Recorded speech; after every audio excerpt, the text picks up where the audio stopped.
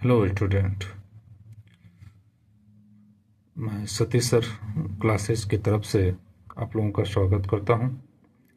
आज हम लोग देखेंगे कि अभ्यास पाठ या लेसन प्लान कैसे तैयार किया जाता है और क्यों आवश्यक है।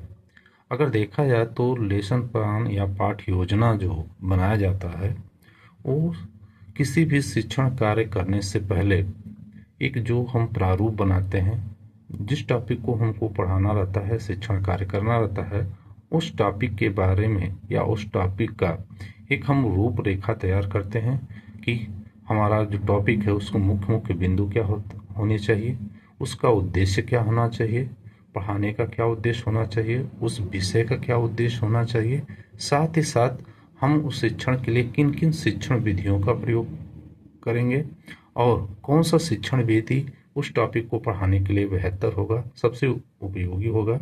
और उसके साथ साथ जो टॉपिक हम शिक्षण कार्य करने जा रहे हैं उस शिक्षण कार्य को कैसे प्रभावशाली बनाया जाए, उसके लिए कौन कौन सी सहायक सामग्री होगी, उसका उसको तैयार करना ये सबसे महत्वपूर्ण होता है। इसको हम अगर तैयार करते हैं एक रूपरेखा तैयार करके, जब हम अपने शिक्षण कार्य को करते हैं तो हम हमारा शिक्षण कार्य जो होता है बहुत ही प्रभावशाली होता है और बच्चों को अच्छी तरह हम अपनी बातों को पहुंचा सकते हैं, वो समझ सकते हैं। तो आइए हम जो देखते हैं, जो नया लेसन प्लान या पाठ योजना का जो प्रारूप आया है उसके तहत हम देखते हैं कि कैसे लेसन प्लान तैयार किया जाता है। तो हमने एक प्रोफार्मा है जो हमारे पास है और इस प्रोफार्मा के तहत सभी बच्चों को ये प्रोफार्मा प्राप्त है और वो अपने अभ्यास पाठ को बना भी रहे हैं या बनाने की कोशिश कर रहे हैं। बहुत सारी स्टूडेंट को समस्याएं आ रही हैं बनाने की, क्या क्या कैसे किन किन चीज़ों को ध्यान रखा जाए। तो आइए हम लोग चलते हैं, देखते हैं कि किन किन कौन कौन से तथ्य हैं, कौन कौन पॉइंट हैं जिसपे हमें विशेष ध्यान रखना होता है। तो हम इसके लिए एक पाठ्य योजना बना के रखे हैं जिस पर हम देखते हैं उसको कैसे किन किन चीज़ों को ध्यान रखना है। देखिए, आइए हम देखते हैं। तो जो हमारा पहला प्रोफार्मा है उसमें पहले दिया है कि डेट है, फिर उसके बाद घंटी है, कौन सा क्लास हमको पढ़ाना है, किस कक्षा के लिए पढ़ाना है, और कौन सा खंड या वर्ग है, कौन सा विषय पढ़ाना है और कौन सा विषय का अध्याय है, फिर उसके बाद टॉपिक कौन सा है। इन चीज़ों को, ये सामान्य बातें हैं कि हम किसको क्लास में इसके लिए तैयार करना कि हमको किस किस कक्षा के लिए में पढ़ाने जाना है या शिक्षण कार्य करना है, उन कक्षाओं के लिए हमें अपना पाठ्य योजना तैयार करना है। तो पहला, जैसा कि हम पहले देखते हैं कि पहला जो टॉपिक आता है या तथ्य आता है, अधिगम उद्देश्य या लर्निंग ऑब्जेक्टिव। तो लर्निंग ऑब्जेक्टिव में है कि हम जो तथ्य पढ़ाने जा रहे हैं या जिस विषय को या जिस टॉपिक को पढ़ाने जा रहे हैं उस विषय या उस टॉपिक का क्या उद्देश्य है, बच्चों को पढ़ाने का क्या उद्देश्य है। तो हम जैसा कि देख रहे हैं कि हमने एक जो उदाहरण प्रस्तुत किया है या जो तथ्य बनाया है वो हम नागरिक शास्त्र पढ़ा रहे हैं। नागरिक शास्त्र या पॉलिटिकल साइंस का लेसन प्लान हमने प्रारूप बना रखा है। तो हम देखते हैं कि जो अधिगम उद्देश्य या लर्निंग ऑब्जेक्टिव पॉइंट है उसमें हम विषयों का क्या उद्देश्य है।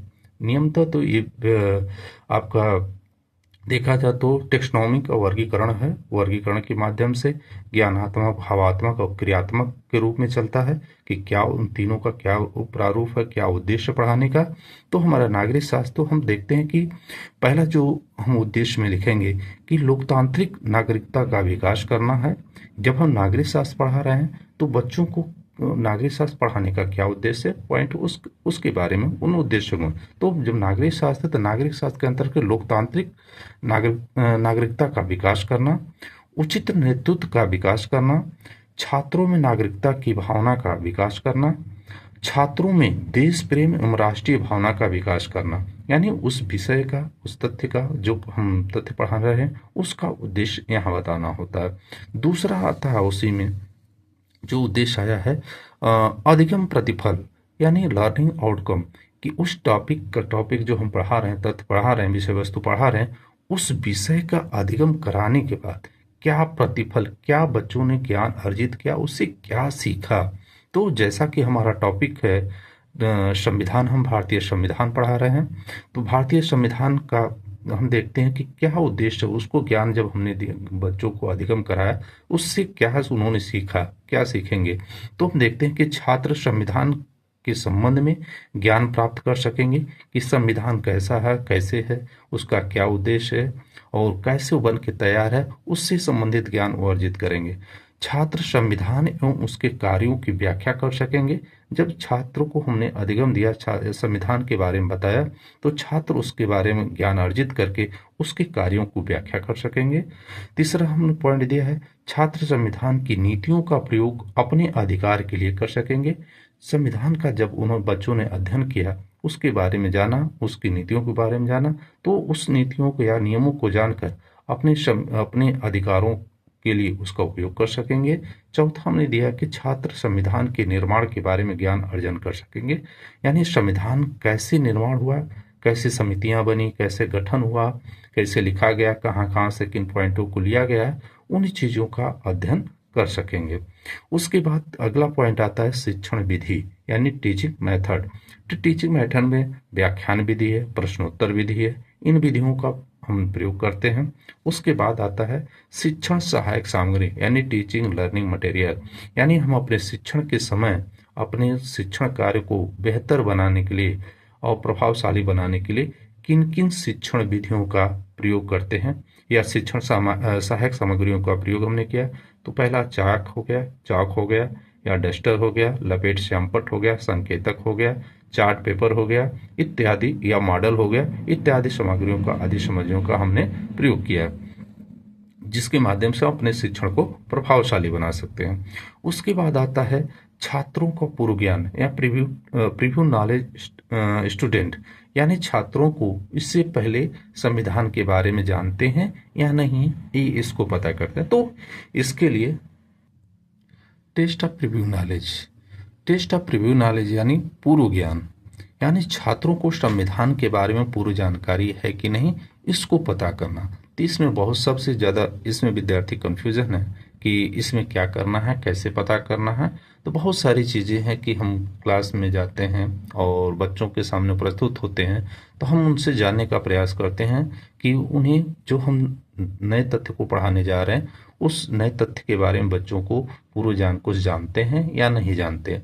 तो इससे संबंधित हम बहुत सारे तथ्यों को बहुत प्रकार से या कई माध्यमों से उसको हम जानने का प्रयास करते हैं। उसमें प्रश्न का भी प्रयोग कर सकते हैं, जो छिपी हुई शर्तों के अंतर्गत होता है, यानी वो हम प्रश्न करते हैं लेकिन उसका उल्लेख नहीं करते हैं, क्योंकि छात्र उससे संबंधित तथ्यों को पूर्व पाठ में या पूर्व कक्षाओं में वो पढ़ के आया हुआ होता है। तो हम नॉर्मल प्रश्नों के द्वारा या बातों के द्वारा उसके ज्ञान को जान सकते हैं। तो उसमें हम क्यों लिख देते हैं या उसका प्रयोग करते हैं कि छात्र संविधान के बारे में सामान्य जानकारी रखता है या उस टॉपिक के बारे में सामान्य जानकारी रखता है, इतना हम उसमें ऐड कर देते हैं। उसके बाद जो सबसे महत्वपूर्ण अभ्यास पाठ का जो सबसे महत्वपूर्ण होता है, वो होता है इंट्रोडक्शन या प्रस्तावना कौशल। प्रस्तावना कौशल वह कौशल है जो पूर्व ज्ञान को नए ज्ञान से जोड़ता है, यानी पहले विद्यार्थी क्या पढ़ा है और नए ज्ञान को कैसे कोरिलेट किया जाए, उसका कार्य करता है। तो इसमें हम सर्वप्रथम ये कई प्रकार से निकाला जा सकता है, जैसे कहानी के द्वारा, मॉडल के द्वारा, चार्ट पेपर के द्वारा, उसके बाद कविता के द्वारा, गाना गा के, एक्टिंग करके, या कई विधियों के द्वारा इसको प्रश्न के द्वारा प्रस्तुत कर सकते हैं। तो हमने प्रश्न के द्वारा इसका प्रयोग किया है। पहला प्रश्न हमने किया है कि हमारे देश का क्या नाम है। बच्चों की तरफ से उत्तर आया है भारत, हमारे देश का नाम भारत है या इंडिया है, ऐसा आंसर आ सकता है। तो जो पहले प्रश्न का आंसर होगा उसी आंसर से दूसरे प्रश्न का प्रारंभ होगा। तो भारत कब स्वतंत्र हुआ? 15 अगस्त 1947 को। फिर 15 अगस्त 1947 में भारत स्वतंत्र होने के बाद शासन व्यवस्था को चलाने के लिए किसका निर्माण किया गया? तो आता है हमारा क्या है, संविधान। बच्चों के द्वारा आंसर आता है संविधान। अगर मान लीजिए कि हमारा इंट्रोडक्शन स्किल निकालते वक्त अगर किसी कारण प्रश्न का उत्तर या टॉपिक हमारा नहीं निकल पाता है या कोई बच्चा आंसर नहीं दे पाता है तो हम उसको समस्यात्मक प्रश्न मान लेते हैं और उसकी व्याख्या करते हुए हम उद्देश्य कथन कहते हैं और आगे हम अपना शिक्षण कार्य प्रारंभ करते हैं। तो हमारा टॉपिक आ गया है संविधान। हम उस संविधान टॉपिक लिख देते हैं, फिर उसके बाद उद्देश्य कथन कहते हैं। उद्देश्य कथन में क्या है कि हम कहते हैं कि बच्चों आज हम लोग भारतीय संविधान के बारे में अध्ययन करेंगे, यानी जो टॉपिक हम पढ़ाने जा रहे हैं, शिक्षण कार्य कर जा रहे हैं, उसके बारे में उद्देश्य कथन करते हैं या स्टेटमेंट देते हैं कि बच्चों आज हम लोग इस तथ्यों के बारे में, इस टॉपिक के बारे में अध्ययन करेंगे। आइए हम देखते हैं कि आगे क्या कैसे हम लोग उसको आगे प्रस्तुत करते हैं, उसके बारे में कहा गया है। देखिए आगे जो कैसे हम अपने पाठ्य योजना को तैयार करते हैं या उसमें कैसे लिखते हैं। तो पहला पॉइंट हमारा है प्रस्तुतिकरण के अंतर्गत, पहला है शिक्षण बिंदु। पहला पॉइंट डालते हैं पहले कॉलम में, जो टीचिंग पॉइंट दिया हुआ है। इस टीचिंग पॉइंट में हम पहला अपना पॉइंट लिखते हैं संविधान का परिचय। उसके बाद स्पष्टीकरण यानी उसकी व्याख्या करते हैं कि दूसरे कॉलम में दिखा है छात्राध्यापक अध्यापिका क्रियाशीलता एक्टिविटी, और तीसरा है छात्र क्रियाशीलता, फिर ब्लैक बोर्ड है, उसके बाद मूल्यांकन है। तो हम पहला पॉइंट डालते हैं संविधान का परिचय और फिर हम उसके बाद उसकी व्याख्या करते हैं। जैसे हमने जो व्याख्या किया है कि हमारा देश भारत 15 अगस्त 1947 को स्वतंत्र हुआ। स्वतंत्र भारत की शासन व्यवस्था को चलाने के लिए संविधान का निर्माण किया गया। इसके लिए एक संविधान सभा का गठन हुआ और इस संविधान सभा के अस्थायी अध्यक्ष डॉक्टर राजेंद्र प्रसाद थे और संविधान सभा के अस्थायी अध्यक्ष सच्चिदानंद सिन्हा थे और संविधान सभा के संवैधानिक सलाहकार BN राव थे और संविधान सभा के प्रारूप समिति के अध्यक्ष डॉक्टर भीमराव अंबेडकर थे और हमारा संविधान 26 जनवरी 1950 को लागू हुआ। तो हमने पहला पॉइंट की व्याख्या की। अब छात्र उस चीज को ध्यानपूर्वक सुन रहे थे, जो महत्वपूर्ण बिंदु थी उसको उत्तर पुस्तिका में लिख रहे थे। जैसे महत्वपूर्ण बिंदु क्या था, जैसे 15 अगस्त 1947 को हमारा देश क्या हुआ, स्वतंत्र हुआ।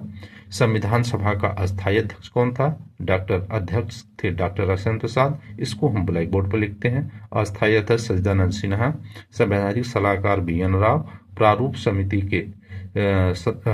समिति के अध्यक्ष कौन थे, भीमराव अम्बेडकर, और हमारा देश जो संविधान कब लागू हुआ, 26 जनवरी 1950 में। अब उसके बाद हम जब पहला पॉइंट पढ़ा लेते हैं तो फिर हम विद्यार्थियों से ये जानना चाहते हैं या मूल्यांकन के तहत ये जानना चाहते हैं कि विद्यार्थियों ने जो हम पॉइंट पढ़ाए उससे कुछ सीखा कि नहीं सीखा, कितना अधिगम किया।